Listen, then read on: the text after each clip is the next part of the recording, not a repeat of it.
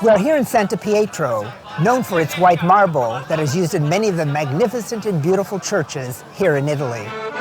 Today it is the home to many artists, including one of the world's greatest artists, Colombian Fernando Botero, whose studios circle the city. Perhaps this is a good place to start and see what made this region the center of the universe for arts and religion during the Renaissance period. Stay with us as we explore the influences of religion and arts on each other, as well as on the Western world.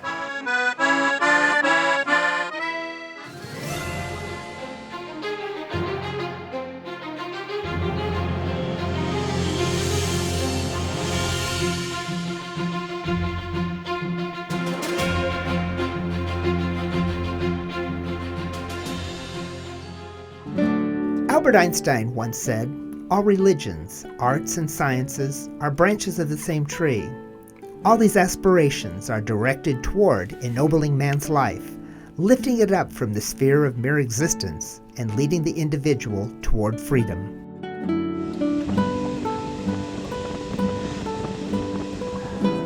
Italy is a wonderful place that everyone will benefit from learning about. Each year, millions visit this region and admire its beauty, culture, food, and most importantly, its art and history.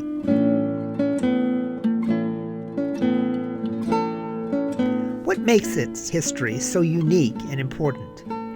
Perhaps we should start by looking at the birth of the Renaissance period here in Florence.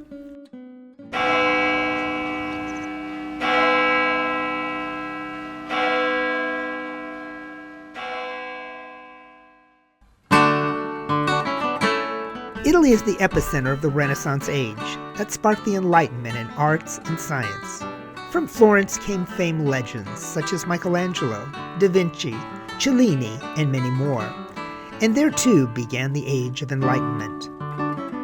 Well, if you want to talk about the Italian Renaissance or Renaissance, you obviously are at the right place, because we call Florence, the cradle of the Renaissance. There actually are a couple of reasons why we can pinpoint it to this city. So between the Middle Ages, the Gothic period, and later on it would be the Mannerism. In that period we have this Renaissance. Renaissance, the word, as you know, is a French word, meaning rebirth. Rebirth of what though? What is actually coming back, or what is being reinvented, reborn?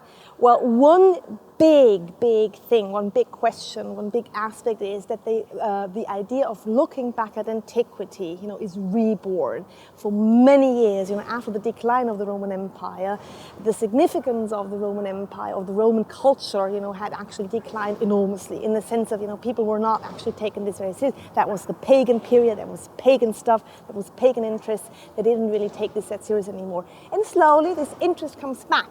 People actually start looking at antiquity again and realizing, or trying to study it again, and trying to actually also start some kind of excavation in order to try to understand the principles, copy antiquity, learn from antiquity, with this idea to one day even become better than the ancients again.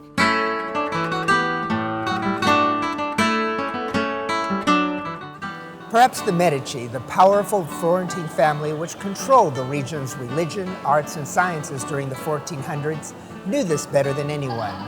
The family amassed and commissioned works by Botticelli, Rubens, and Raphael, among others.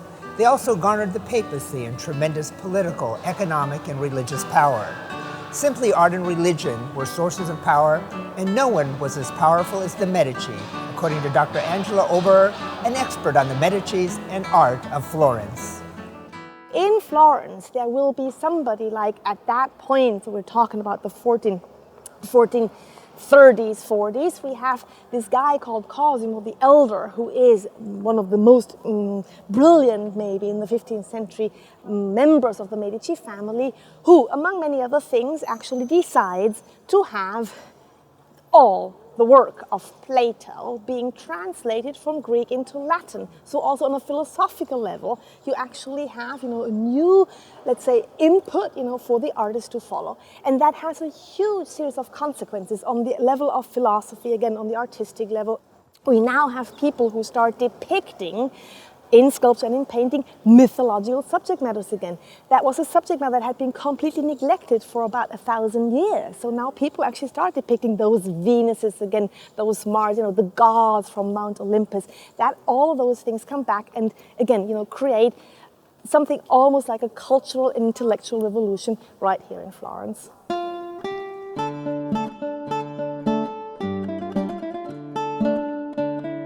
So with Lorenzo the Magnificent, it's brought sort of fine-tuned that it can also be a diplomatic tool.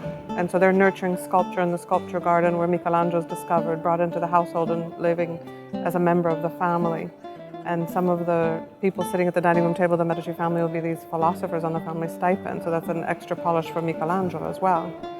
So grooming the education of a young artist, but nurturing and promoting sculpture in Florence specifically with this idea that we may not be strong with a big army, but we may have artists or engineers or their works that we could share with other rulers that had big armies as diplomatic gifts.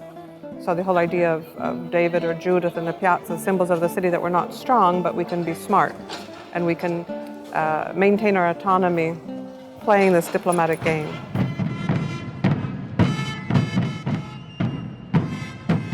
Though the Medici family looked to bring art and its creators to Florence, there were strong political factors that influenced the art that was commissioned and the message that was sent to those who saw it. When Cosimo de' Medici was unexpectedly appointed Duke of Florence, the symbol of David would be replaced by a monarchy. A coincidence occurred after the attempted assassination of the Medici. As a patron of the arts, Cosimo de' Medici commissioned Benedetto Cellini to sculpt a bronze statue of Perseus, holding high that severed head of Medusa. This sculpture was placed in the Piazza della Signora, near the government houses, and it sent an eerie message to the people.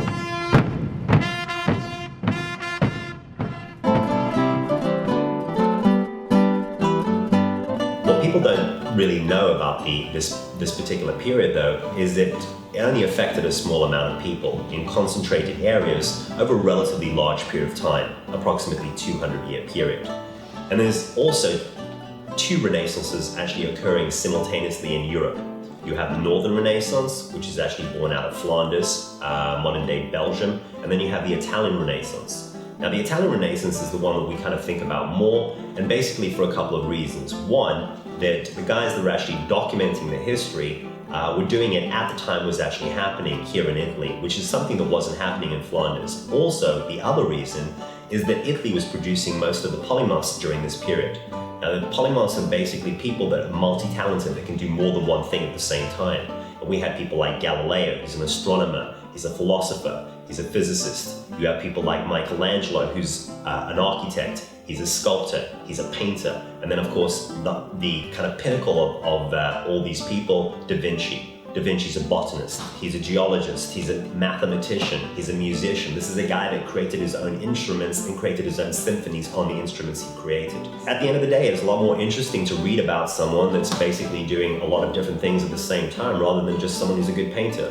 And that's, in my opinion, a couple of the reasons why we kind of remember the Italian Renaissance more than the Northern Renaissance.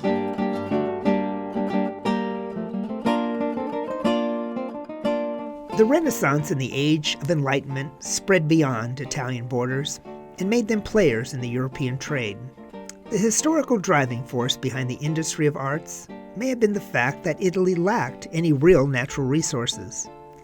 How would they enter the world trade with the rest of Europe? It became essential for Italians to export more intellectual resources. As a result of bookkeeping and fine craftsmanship, these became two major commodities in this trade. There's one aspect though which I would start taking into consideration. Northern Europe has had the Reformation. 1517, Martin Luther actually puts the 95 Theses on a church door in Wittenberg in Germany, sparking off, without realizing it, but sparking off the Reformation, a religious revolution which creates wars and everything, but it creates something else. It creates a concentration on the word. Okay, not on the image as a main tool for education or transportation of information. The word becomes important. He will translate the Bible for the first time in a European language, let's say. The translation of the German Bible is the first important one to switch, this idea of education given by the church, and nobody else being involved in it. The Germans now can, if they're literate, they can actually start reading the Bible. They don't need necessarily, somebody to interpret them for them. So the significance of the word, again, in Northern Europe becomes actually much more important than in Italy. In Italy, there will be a counter-reformation. Yes, the Catholic Church, which is trying to find, ways to, convince the people to stick to the true faith, which is the Catholic faith, will do exactly the opposite. They will start using the images, the beauty, the glorification of the Catholic religion through most fantastic artwork, paintings, architecture, literally glittering churches with gold all over the place, So a non-verbal communication that actually puts an emphasis on beauty. And who knows, if that was not one, of the great changes, as far as the significance of beauty is concerned within a general, even daily life.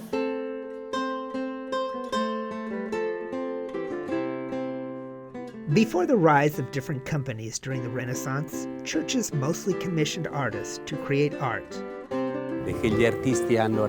For centuries, the main church has collected beautiful art, be it sculptures, paintings, or architecture.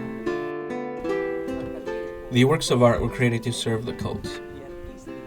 But this should be interpreted not only from the point of view of materiality, but also from the point of view of faith. The church is the depository of faith, and also transmit the concept of faith through the arts. Opere concepite e realizzate per la fede.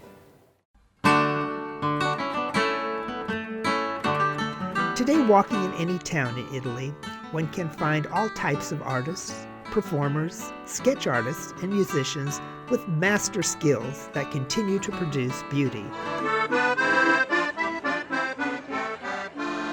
What drives this high abundance for arts? Why is art so abundant in Italy?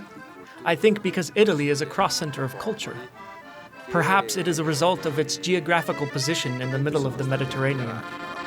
It is a strategic position that has been absorbed by us. There is a lot of art because we have a need for the artistic. Perhaps other cultures or countries have less of a need for the arts, and more need for the pragmatic.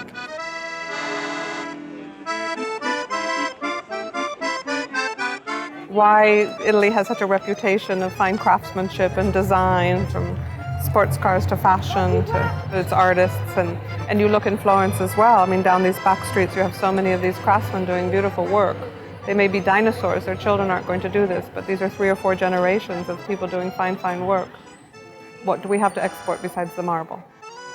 So we'll import the gold from Hungary, then it will come from the New World. The gold that you see does not come from Italy, but it's what a goldsmith or several goldsmiths will do with that one piece, with the design and the modeling of that. Wow, you think of the leather. The leather is imported, and the beautiful bags and shoes that we'll make out of that, the design behind it, and the craftsmanship in building it. And the demand for excellence and the competitive edge that's always been here. It's almost a genetic, the genetic makeup of the people of Florence and in Italy in general. So if you have nothing to export, you have to invent something.